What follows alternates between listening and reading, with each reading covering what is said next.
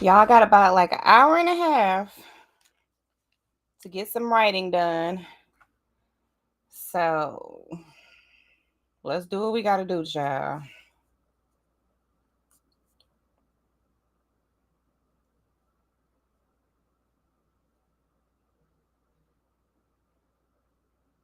Y'all got about like an hour and a half. Okay, y'all can hear me, child. I'll make sure.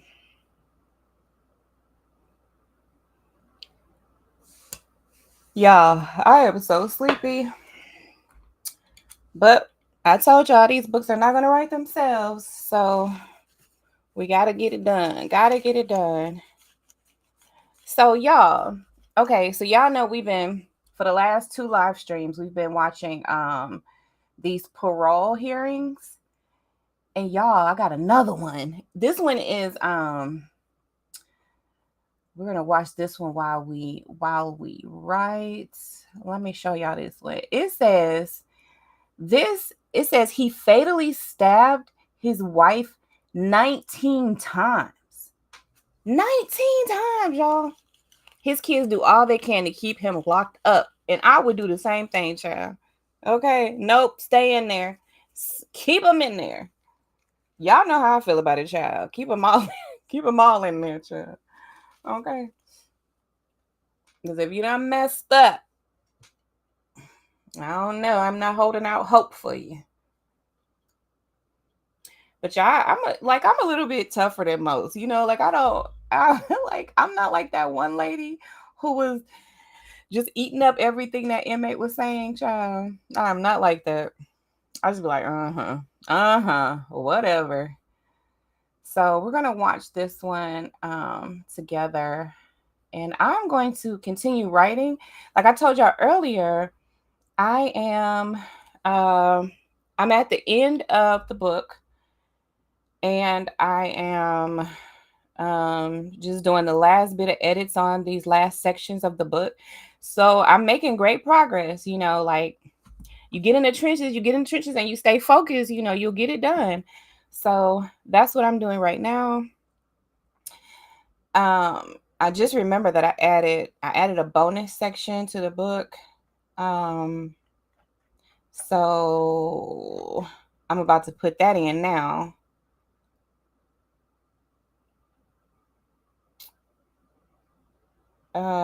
Yeah. So I'm about to put that in and then like work on the last bit of edits for this book. And I really believe you guys that you're gonna be you're gonna be touched, you're going to be changed, you're gonna be transformed with this book. It's giving what it's supposed to give, you know. So yeah, I'm pretty proud of it so far. I can't really say that I was proud of the first book. I mean, you know, like I was proud, but like not it was just like just because I did it. You know, it's like okay, I did it. So, you know, I'm proud of myself for that, you know. But like I still feel like it just I don't know, I'm probably just being real overcritical, which, you know, I have a tendency to do. But I don't know, I just feel like I want like after I wrote it and released it and stuff, I was like, I want to rewrite it, you know. But that's kind of like my toxic trait, you know. I admit that, you know. Sometimes like I do something, I complete it, and then I'm like, oh, I don't like it no more, you know. And then I just want to like totally start over and do it over again, you know. That's a thing about me. I'm working on it, y'all. Okay, I'm aware of it and I'm working on it. So that's all I can say about that right now. So let's go ahead and get into this hearing. This guy, y'all, stabbed his wife 19 times. And the kids are like, nope, keep him in there. Don't let him out. So let me see what this says right here. It says this was a Louisiana parole board hearing from November of 2022. It says Catherine obtained restraining order while filing for divorce. Y'all, that's what get him. It gets him every time, child. Gets them every time. Some people will not let you leave them. They will not let you leave, child. You gotta be real. That's the most dangerous time for a woman for is when she's leaving a relationship. That is the most dangerous time. And it says, but that was not successful in protecting her life. So he, wait a minute, what? Oh, okay. So he unalived her on the in April of 2003. So in 2022, he's trying to get parole. Okay. So what is that, like 19 years? Yeah, 19 and a half years. So it says her husband, Willie Mayo. I wonder if that's a typo. It's gotta be. Okay. He was convicted of manslaughter and sentenced to 30 years. He served 19 and a half years and is currently 71 years old. He was a first time offender. Um, and obviously that was his crime that landed him in there for 30 years. But his kids are like, nah, keep him in there, child. So let's see what's going on with this case. Okay. Our remote location is Hunt with staff support of Hunt. Please introduce yourself. Good morning, Warden Donnie Barlow. Christy LeBlanc, classification. Assistant Warden Carl Thomas, security. Assistant Warden. All right. And we have some guests today, some that'll speak opposition, some for. We have Mr. Mark Mayhew. We have Ms. Valerie Grove. We have Ms. Louise Sasson. We have Mr. Jeffrey Sasson, Megan Kowalski, Sarah Trostlayer, Alan Mayu, John Grove, and John Grove. Did I miss anybody? Everybody, okay. And it's appropriate time, we will allow you guys to make your statement. Okay. Thank you for being here.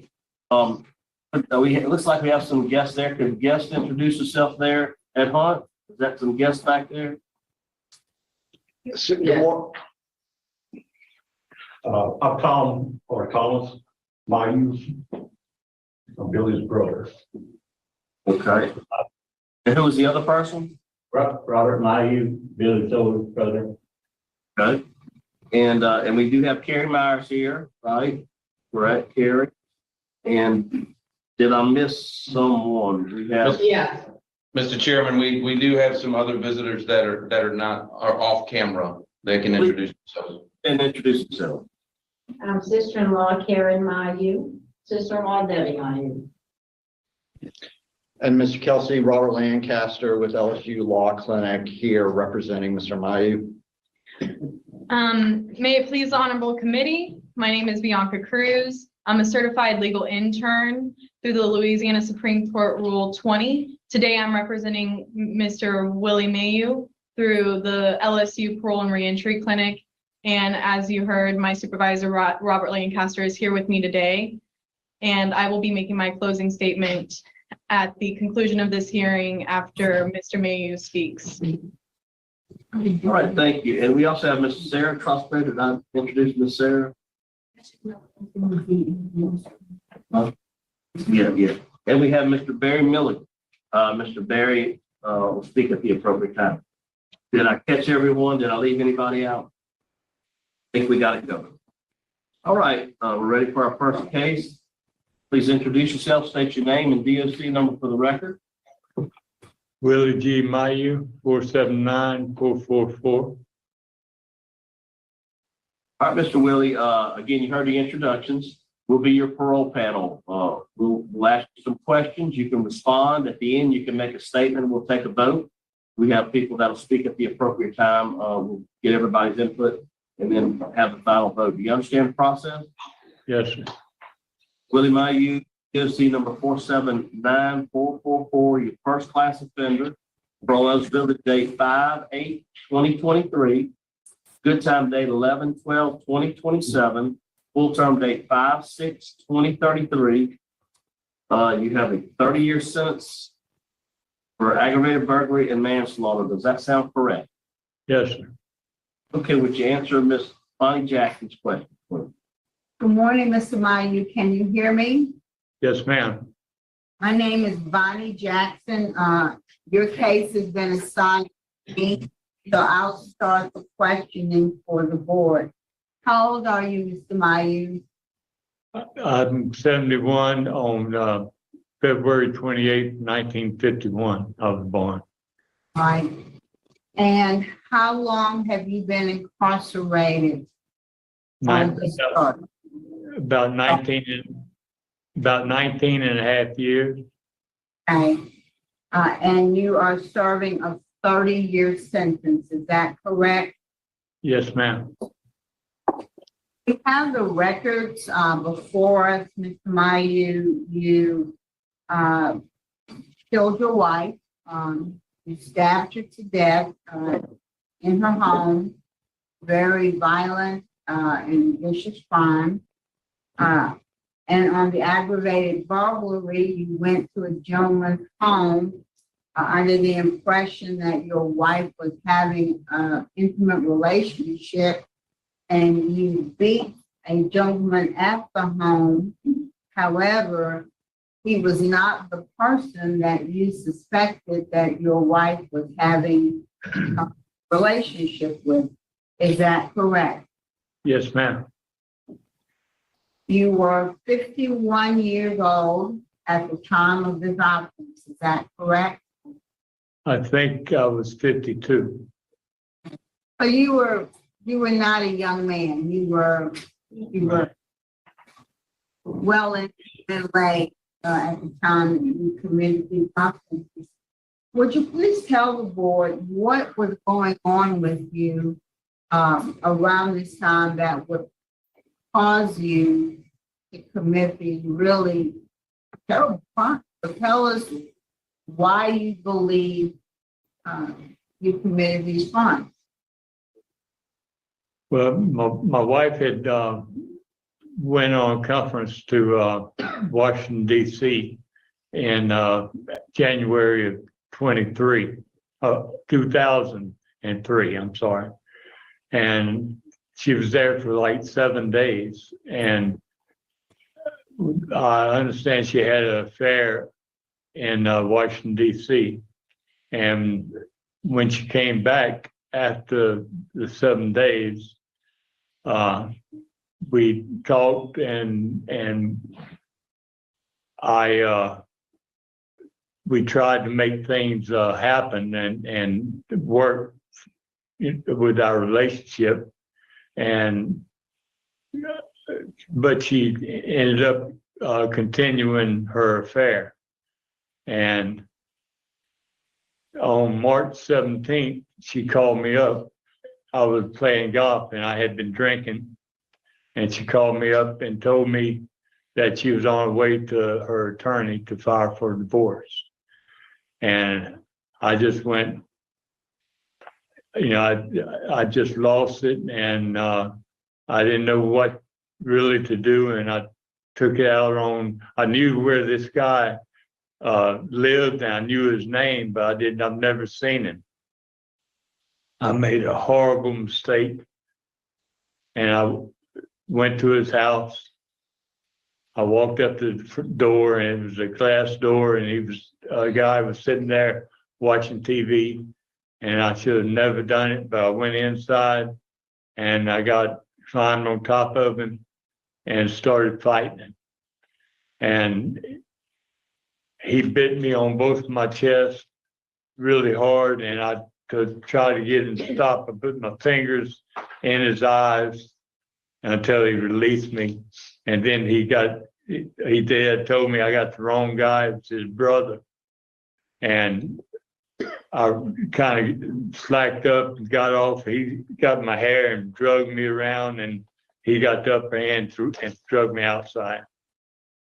And that was the aggravated burglary. And did the burglary happen in relationship to the murder? How long before the murder did the burglary happen?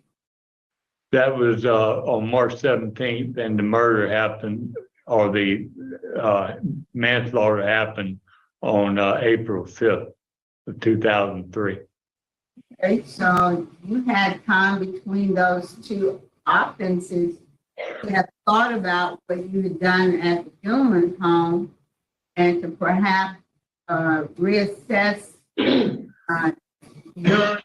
So I'm kind of, it's not like you left his house and then went to your house and committed this crime. You had at least 3 weeks to process what you had already done.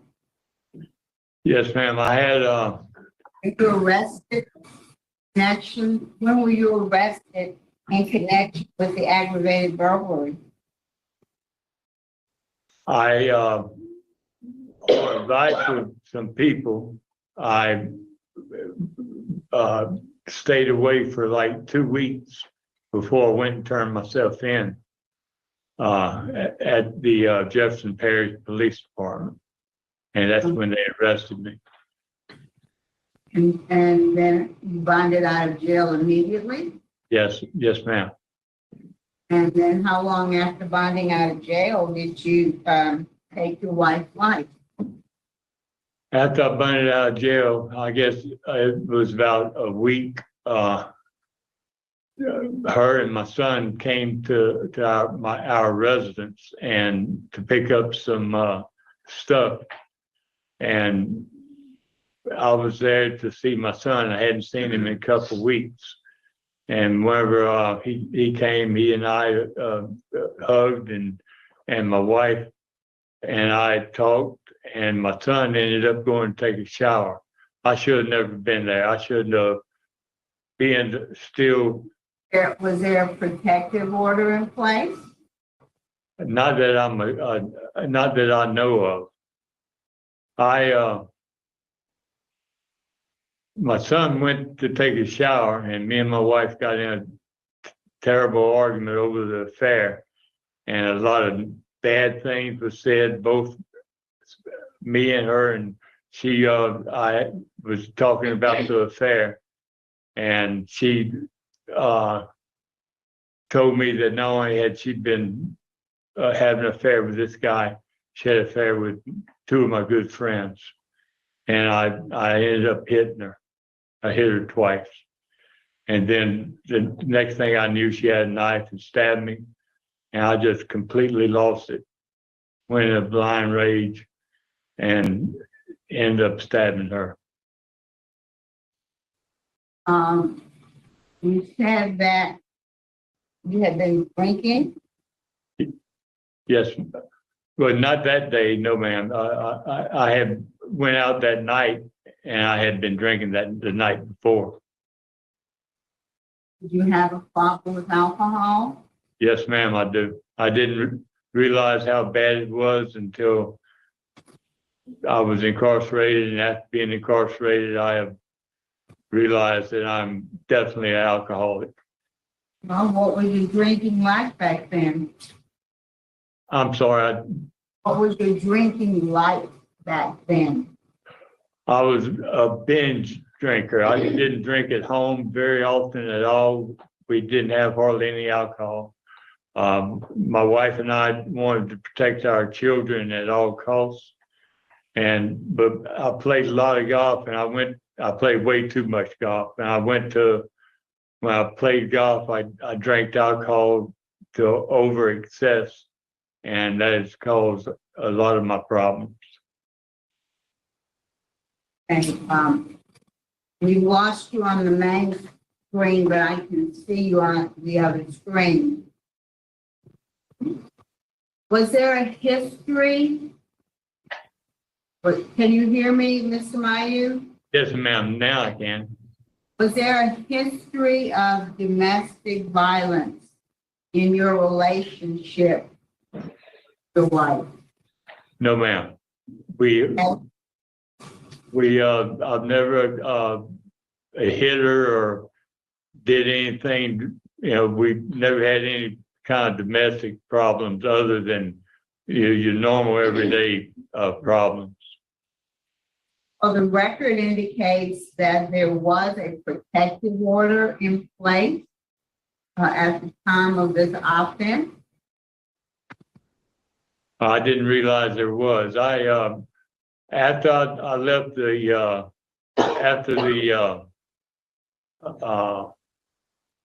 aggravated burglary charge, my house was vacant, and I had inquired about going back to my house, and that's where I went to. You know, I didn't realize I wasn't supposed to be there when she came. Was, okay, there you, you're back.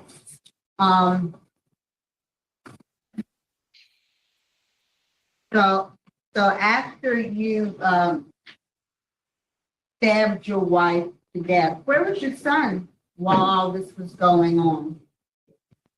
He was in the shower, taking a shower. And after you had this, as you say, fight with your wife, what did you do? I ended up leaving and going, I was stabbed pretty bad. I ended up leaving and going towards the hospital to take care of my wound. And I had, as I was going down River Road, I was going into the other lane, and I could see I may have a wreck. So I went up on the levee, and that's the last I remember. I passed out and fell, went down the trees. And that's where they ended up finding me.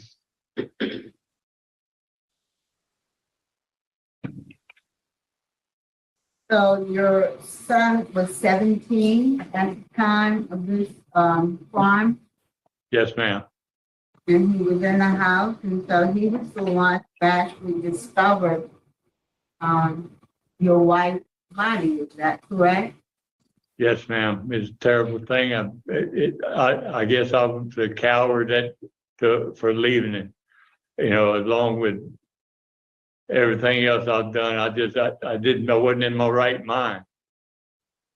But you say you weren't under the influence of alcohol. I may have been under the after effects of alcohol. I didn't drink anything that morning of the crime.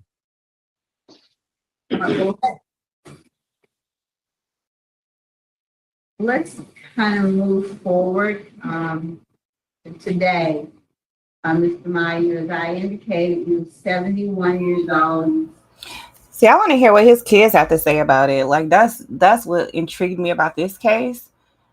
I mean, like what he's talking about his, you know, his rage and all that stuff. That's like it sounds like the typical, like crime of passion type stuff. You know, where he gets upset, you know, goes into a, like he said, a blind rage, and you know, and commits this horrible crime. You know, but also, like, can you really say it's a crime of passion when, you know, he attacked multiple people? Like, you know what I'm saying? Like, I don't know, but I guess maybe, you know, maybe according to how they categorize it legally, maybe it is. I don't know, child. But like I said, that is the most dangerous time for a woman, is when she is leaving a relationship.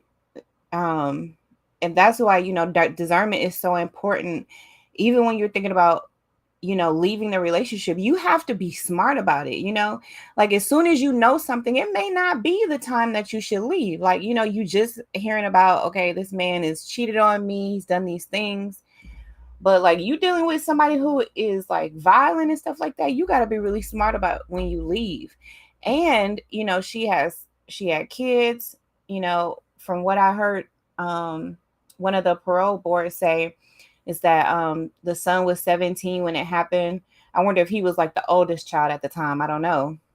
But can you imagine that? Like you just took your kid's mother from them. And not only that, but you just took their father too, because like now you're in prison. So now your kids are parentless. You know? It's just crazy, you know, that blind rage, that rage, it'll get you, child. It'll get you. So that's why you got to be really discerning and emotionally intelligent. That's part of the discernment process, is, you know, being in tune with your emotions, you know, because they'll defeat you if you're not in control of them. They'll control you. So let's continue. Sir, a little less than 20 years on the sentence.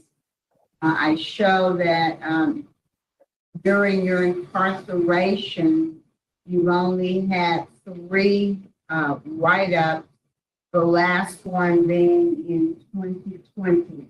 Is that correct? No, ma'am. I've had other write-ups, but just 3 recently. I didn't have any. I had maybe 1 or 2 write-ups in 2000, between 2003 and 2008. But after 2008, I didn't have any until 2020. Thank you for clearing that up. So it was a Rule 5, which was an aggravated disobedience. You want to tell us about that? Yes, ma'am. I had been transferred from state police barracks, and I was in the Beaver unit. And at that time, the Beaver unit, this was in May or August, in that realm of time, and in 2020, and the bars in the Beaver unit didn't operate correctly. You could pull on the bars and they would open up. I was in my cell sleeping, and they had like 4 or 5 guys who had drugs, mojo, and they broke into my cell, woke me up, and attempted to steal my canteen. And I had a confrontation with them, and they ended up getting me thrown out of the tier. And then they brought a lieutenant in, and I told the lieutenant what happened. And the lieutenant tried to get me to say who was the guys that did it. And I didn't know their names, and I didn't tell him who it was for fear of them coming back at me. And he told me if I didn't tell him, he was going to write me up for aggravated disobedience. Okay. Now, you mentioned state police barracks. Yes, ma'am. When were you assigned to the state police barracks? I went to the state police barracks in June of 2013, and I stayed there through May of 2020. I was working at as the radio maintenance at the Louisiana State Police Headquarters for 7 years. And this write-up in 2020 is what caused you to be removed from the barracks? No, ma'am. Why were you removed? Why were you removed from the barracks? I was given a Christmas present, and I kept $30 of it instead of turning it all in. And that was a terrible mistake on my part. And when they came during the COVID, when nobody was there, they searched my office, and they found $30 or $26, I think it was, in the notebook in my office. And you were written up for contraband, Yes, ma'am. and they removed you from the barracks. Is that Yes, ma'am.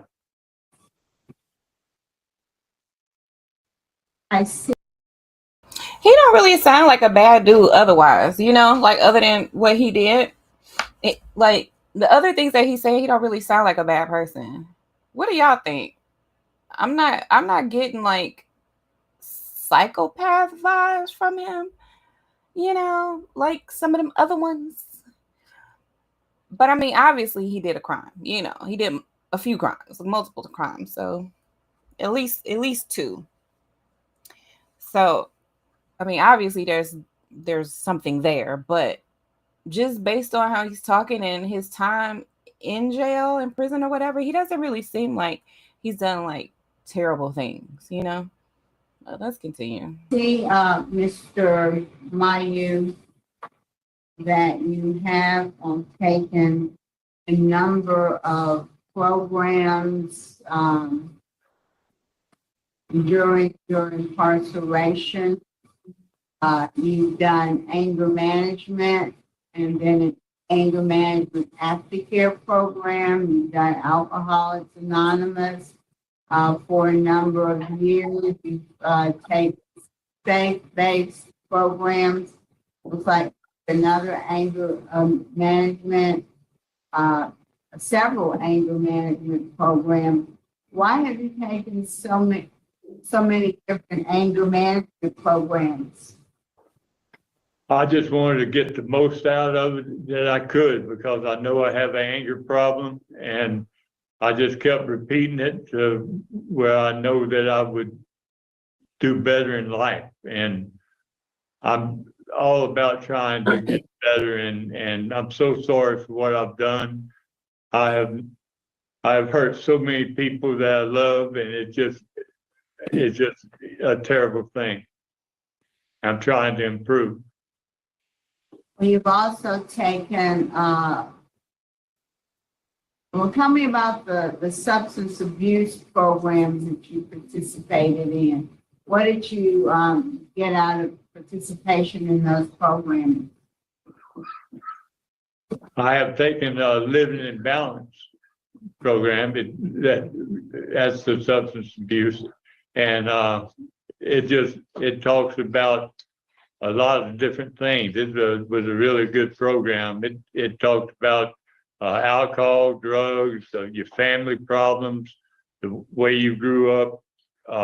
It prepared you when you get out, where you can go to find self-help in different programs. Mm-hmm. Okay.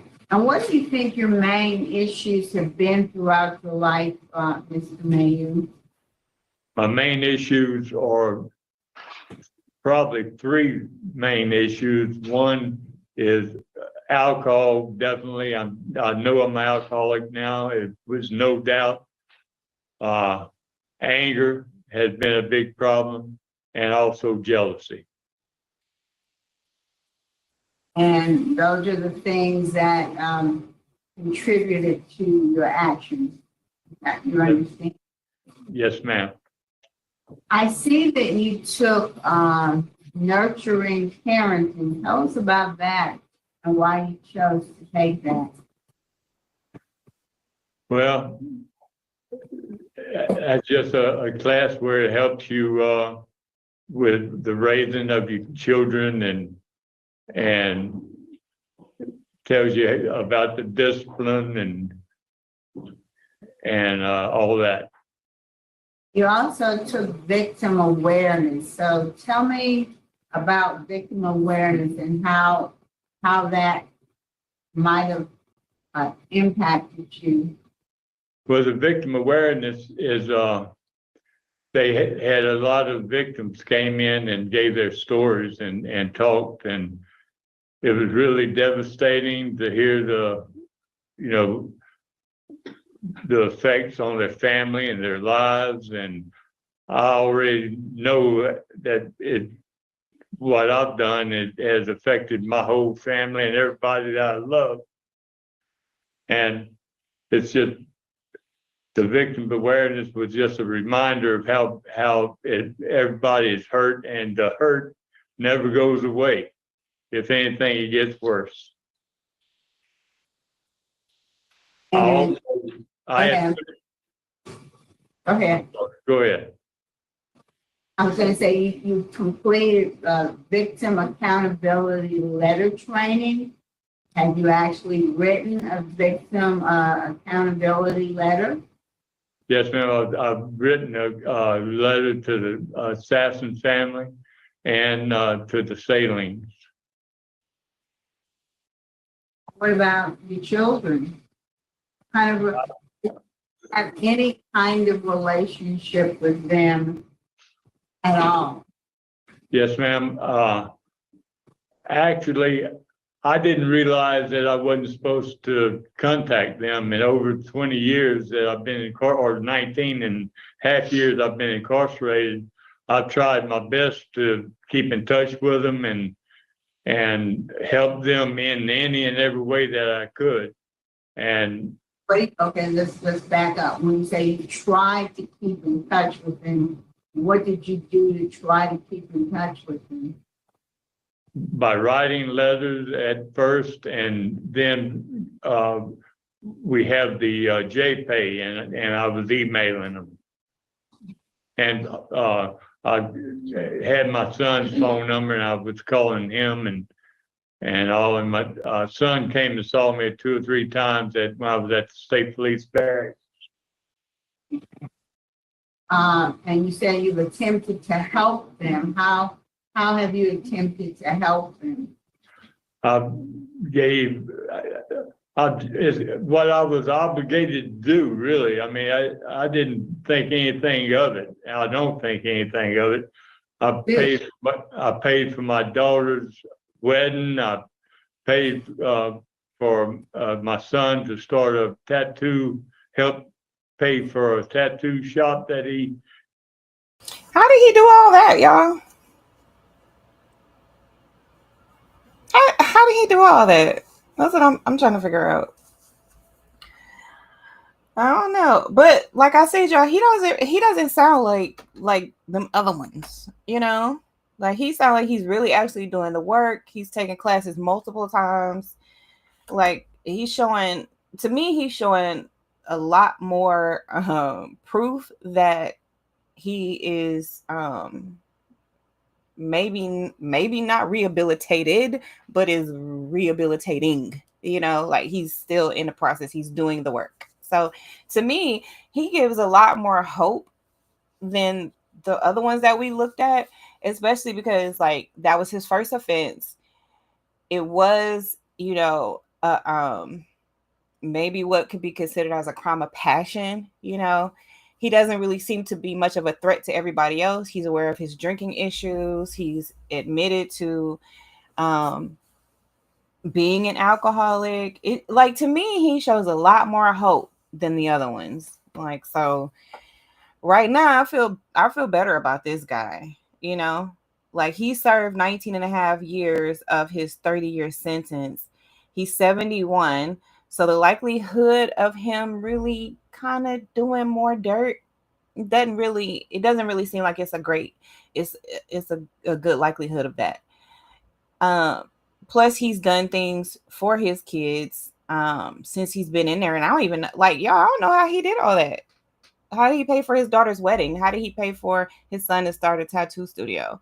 But I want to hear what the kids have to say. The kids still haven't spoken yet. Maybe there's more to the story that he's not telling, but the kids know. Because if they're trying to keep him in there, you know, maybe it's just loyalty to the mom. Hey, you took our mom, you know, and so you need to do all your time. It could be that, or it could be there's more to the story with this guy. But right now, it seems like he's not that terrible of a guy. Like, you know, it seems like he gives me more hope than the other ones. Let's put it that way. He had, What do my y'all think about youngest daughter, that? I've been trying to help her with college And how to try to help her with college? by giving her money to pay for. I was giving her from $500 a month to up to $1,000 a month, trying to help. How were you able to do that, given that you've been incarcerated for almost 20 years? Where did the resources come from? I worked for 32 years for Occidental Chemical, and I had a decent 401k plan, and I was using, my brother, Tom, has been my power of attorney, and he has taken care of my 401k through a financial advisor. And, you know, with the stock market being pretty good through the years, I took my earnings from the stock market and tried to help my kids.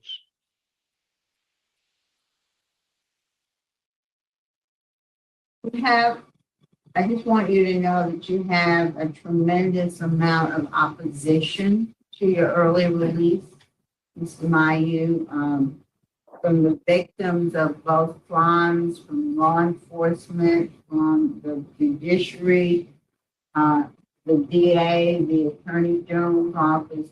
There's a tremendous amount of opposition to your release.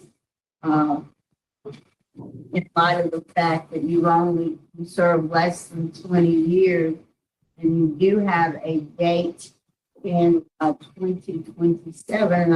I recognize that you are 71 years old, but you do have a good time date in 2027 that you'll be regardless of what this board chooses to do today.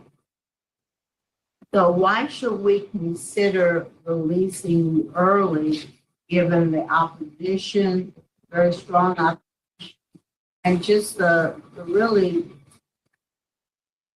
gruesome, horrible nature of the crime? Why do you think we should reduce your sentence and release you early?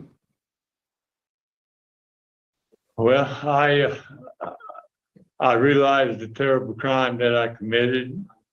I am unbelievably sorry for what I've done. I have hurt everyone that I've loved or cared about in my entire life. And I understand their pain and misery, and I understand why they have the opposition against me. I have taken all these classes and all the anger management and everything to try to help improve my life and turn everything around. And we're given the opportunity. I will continue with the AA program and go to AA meetings and share my story and try to help others that have similar problems to mine. Warden, what can you tell us about Mr. Mayu? Yes, ma'am, Ms. Bonnie. It's a horrible situation, horrible crime. That they took the life of Ms. Mayu and destroyed two families. That being said, nothing can take that back. But since Mr. Mayu's been here and he's been working hard, he's took a lot of classes to try to benefit himself, a lot of programs. He's a trustee.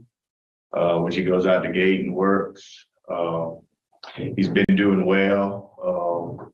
I do believe that I would like to see him take victim impact so he can better understand the impact that he caused the family of the victim, and continue, of course, on with his substance abuse and anger management. Thank you, Warden. Ms. Mayu, what's your job at the prison? I've been working for DOC headquarters for the last about year and 2 months.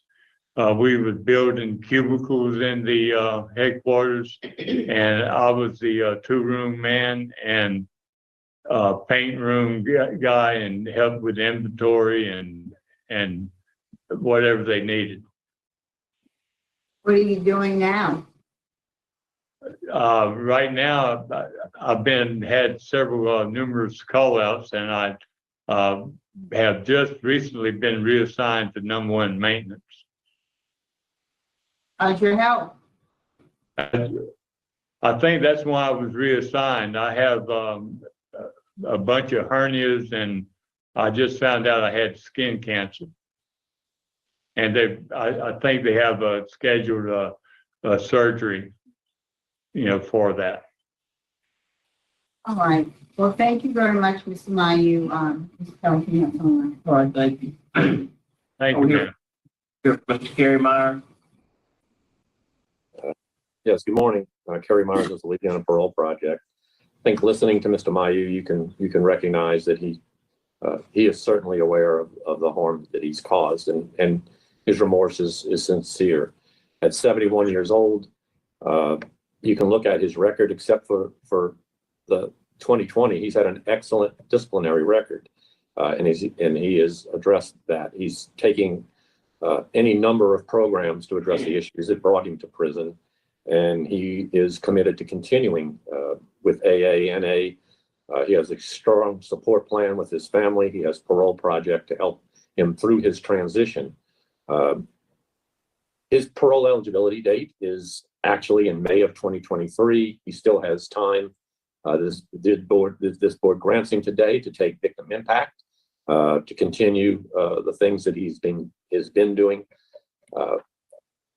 At age 71, based on the programs that he's taken, he's a first offender. He's addressed his issues. Mr. Mayu would, and I believe that everyone would be better served if Mr. Mayu did the rest of his sentence on parole supervision.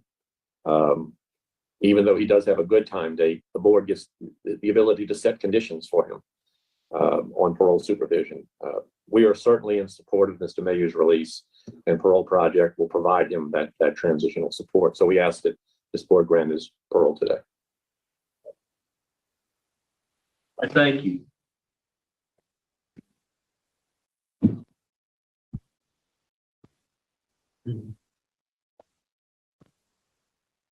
Okay, we'll hear from Thomas.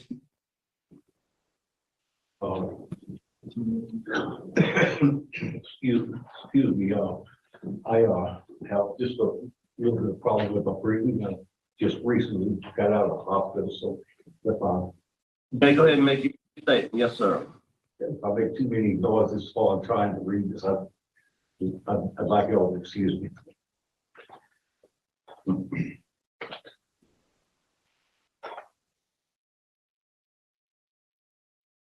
Billy. We call him Billy. His given name is Willie. We called him Billy for years and years. Our friends and family, I'm known as Tommy. Willie is his name is Billy, and my older brother here is Robert, but he was always called Bobby. So I'm just telling you something of us when we were young. We grew up in a little town of Glenmore. Central part of Louisiana, lived on a gravel road, and had a lot of fun in the fields and stuff like that behind my grandma's house. Billy was just like any other boy at that age, you know. We worked with him, and we lived with him for years. I have tried my best to help as a consultant, advisor, whatever he needed. Sometimes maybe I did some good, sometimes I probably didn't. But at least I tried. The thing that I'd like to bring forward mostly is that Billy's been in for nearly 20 years now. He has been very, very, trying to think of the proper word, I guess, remorseful, I guess, is as good as any. He has been very, very remorseful about what's happened. He's talked to me about some of the things, nothing in particular, just the fact that he rebuilds it at night, everything that he can remember, and it tears him up.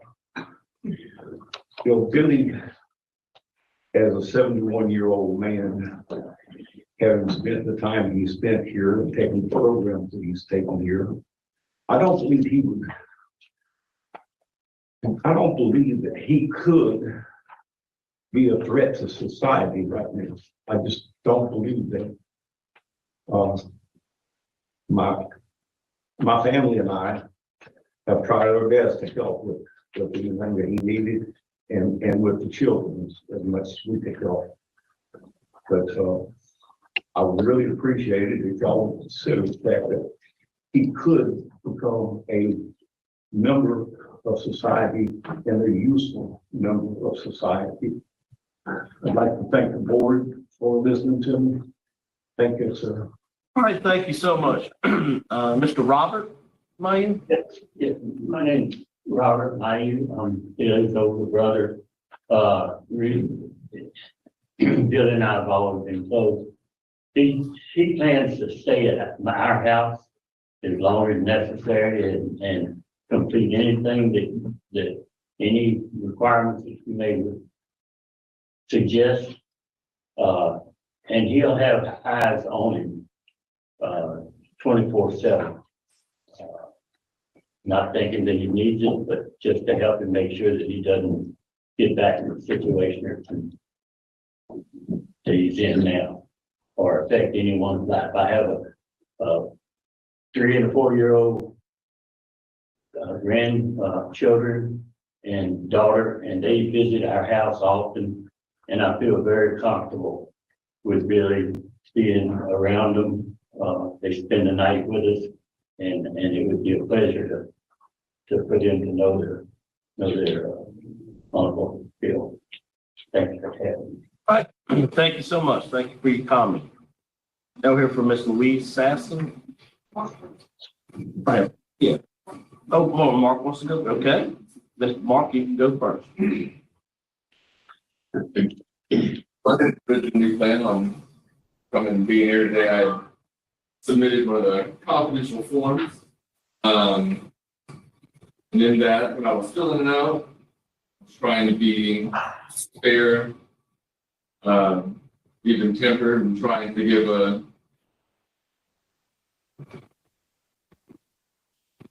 just knowing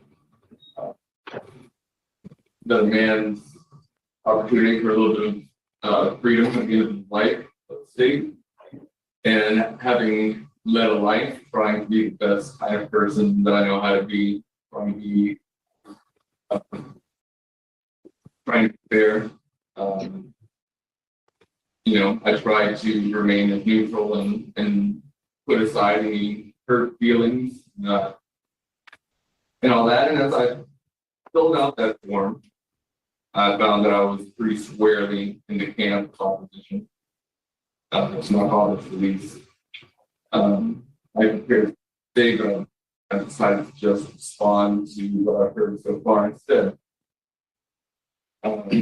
Short 19 years ago, my mom and dad were in the middle of getting a divorce. My mom had been having an affair, like you heard.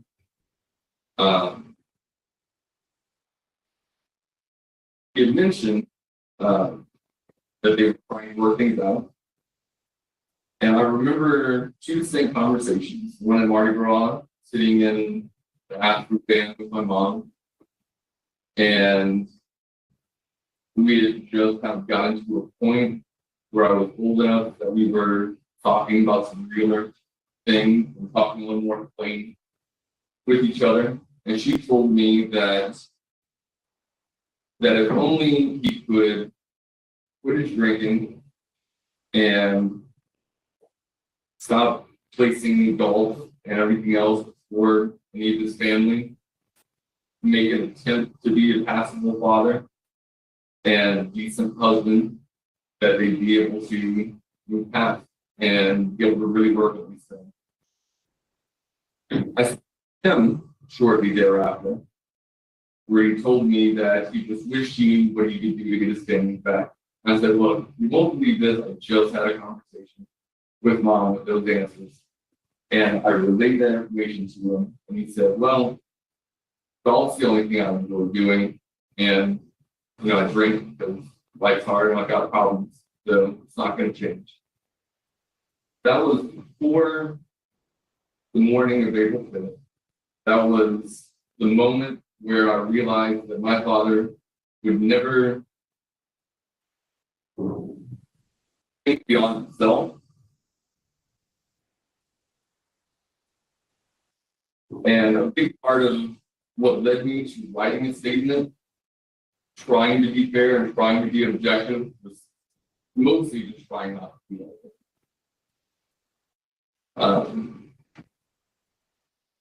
on that morning, I was living across the street at a friend's house.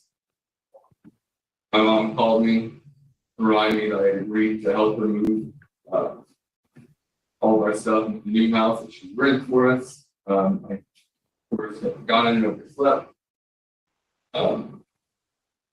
I walked right across just as she pulled up. His truck was there. She got out, and the first thing she told me was, he's not supposed to be there. I had known about the attack on the guy that he suspected of being the gentleman that he was having an affair with. I knew that she was worried for her safety and ours.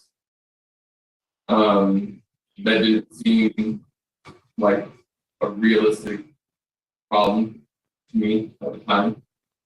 Obviously, I was wrong. He asked if he could unload some boxes. I looked at her, and she was like, "Yeah." So that's what we did. And, I was going about picking up my stuff, still real tired.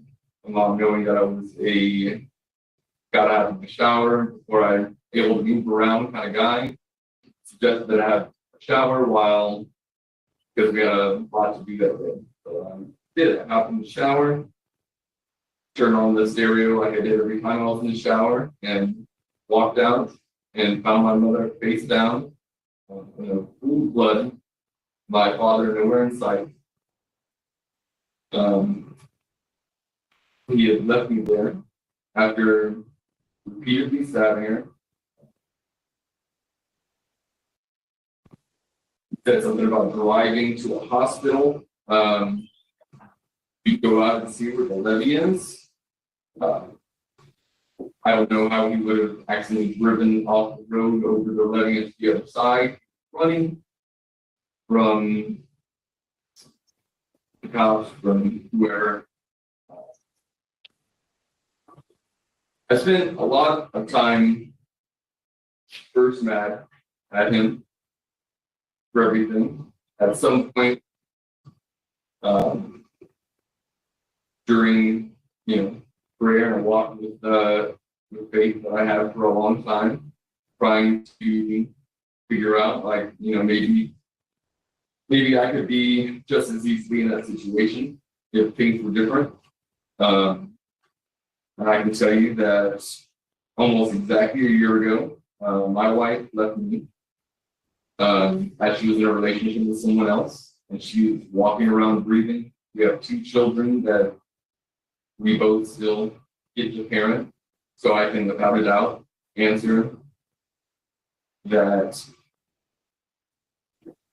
I would not do the same thing in his situation. I was really nervous to come talk today for a bunch of different reasons. It's been a possibility family, I'm sure, family that's already been kind of torn apart and faced at each other. Some folks supportive of my dad, some not. After talking, I realized that there is a real possibility that he gets out. He very well may hold a grudge about me speaking against him. Got another story for you. I was in the garage helping him clean out something or trying to find something. I found this plaque that had a roach sheet to it. And I asked him about it. And he said, "Oh, that's I was married before, and that was the wedding certificate that was framed for his previous marriage. Had a roach had tape over his name." And he explained that whenever his previous wife left him, her brother taped roach over his name and left it there. And he had kept it all those years to remind himself that he owed them. So,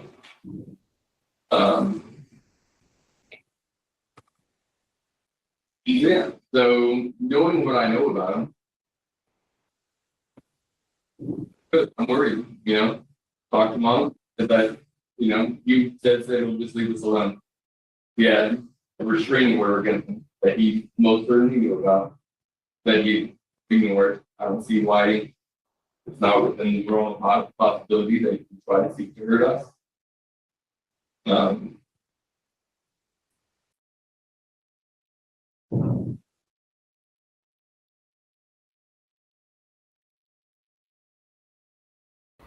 I think that's a very real speech that he gave.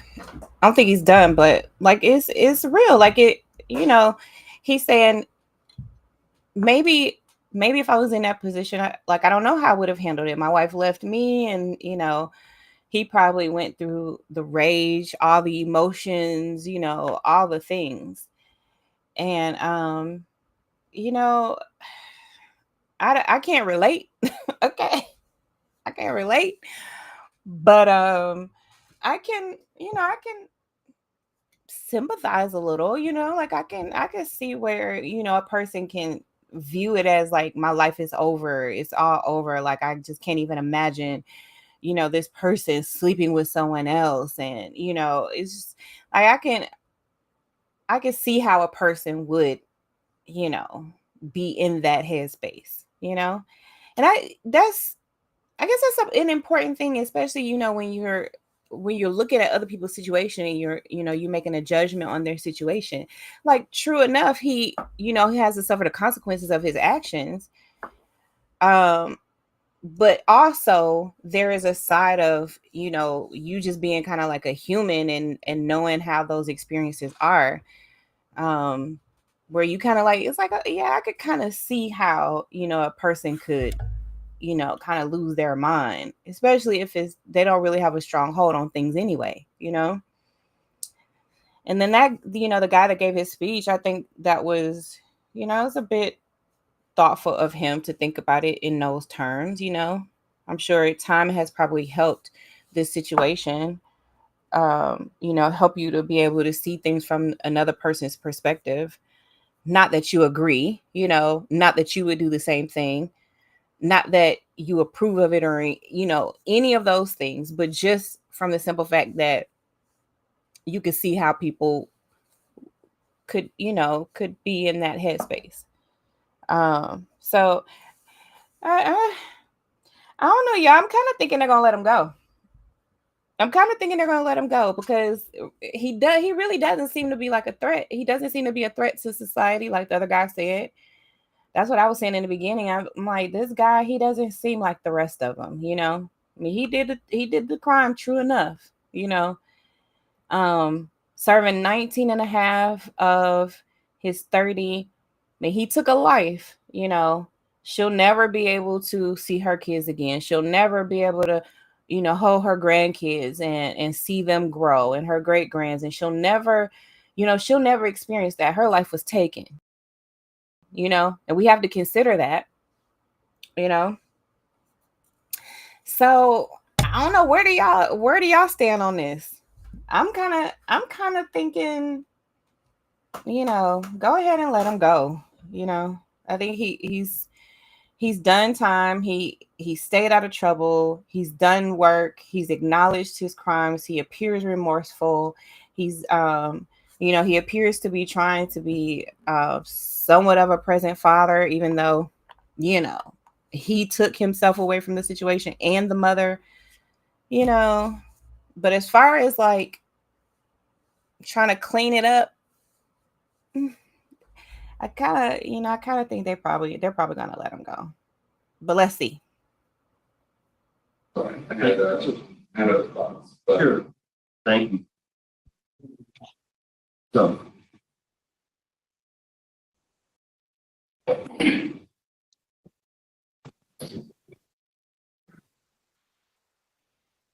here, let's say,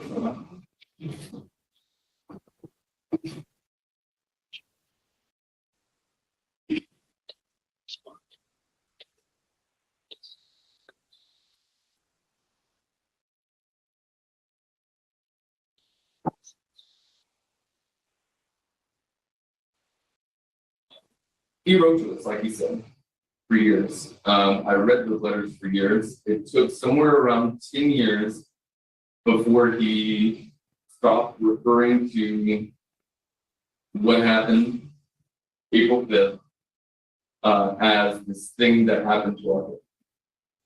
He refused to accept responsibility for what he had done for a decade.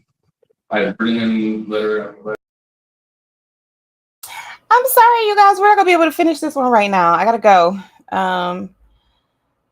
My husband's car was in the shop, and now it's ready to be picked up. So I gotta go, and so he can pick up his car. So we will continue this later. I seriously doubt I'm about to come back. I might not even come back tonight. It might be like super late when I come back. Because I need a serious nap. Y'all saw how many times I yawned, honey. Like, I am like sleepy beyond sleepy. So I'm probably gonna take a nap and then possibly get back up like later this evening and finish it out. I'm on the last few sections. I was really hoping I could get it done before we had to go pick up the car, but it didn't happen. So I will see y'all later. Again, this is the Mandu channel on YouTube. You're welcome to go and peruse these cases yourself. There's a lot of cases on there. So you'll see, a lot of different parole hearings and all that stuff. So, go ahead and check out that channel, subscribe to the channel. I'm subscribed, and make sure you guys like this video and let me know what you're working on so we can hold each other accountable. Okay. I love y'all. I'll see y'all later. And remember, you are important to me. I